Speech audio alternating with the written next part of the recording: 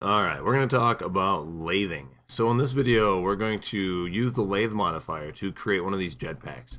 So let's first of all just start by hiding the robot's body. And then we need to draw a profile. Make that full screen.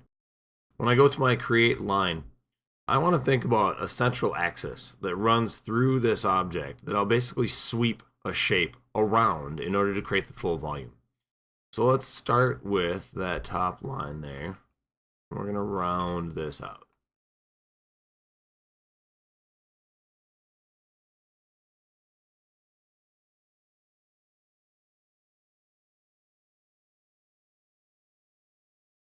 Alright, so as we get back to our center line here, we'll start there and we'll go up to that top vertex. Now, that looks like a pretty straight line right there, but when I go into modify and I grab those vertices, I'm not positive that they're absolutely vertical. So I just want to go to my scale tool and make sure I'm scaling on centers. And then we'll scale that down. By scaling the two vertices down on the center between them, I can guarantee that this line is perfectly vertical, which is a good thing when I want to lathe around a central axis. Alright, so we're going to go in here and we're going to refine this shape a little bit. Make sure that these straps around the tanks aren't too thick.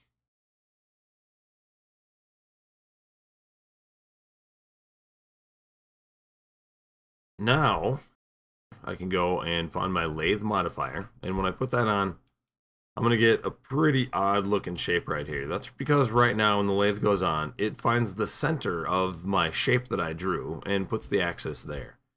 I have alignment tools right here that allow me to pick the minimum edge, which would be the left edge, the center where it is right now, or the maximum edge is the right edge. So if we look at that maximum, it just moves it over. It's definitely not what we want. If we hit min, it aligns along the edge that we actually did create for that axis to line up on. I can always go into the axis sub-object and move that axis wherever I want. So if we look around at the top of this, you can see by moving that axis out, we actually create an opening in that mesh. So we'll bring that back. All right, so one thing that I look at though is that the core here, where all these vertices come back together, if weld core is not turned on, I'll get some pretty messy faces around there. Because what's happening is right now, every one of these sets of edges here has a different vertex at that point that it's lining up to. So inevitably, we're going to get some messy faces there if we don't turn on weld core. So if we go back, and we'll switch this back to our left view. And look, we can make this a little bit better. So we're going to go back to the vertex level of our shape. And we're going to pull that open. But I want to turn on my show end result so that as I make adjustments, I'll actually see the full volume of the object changing.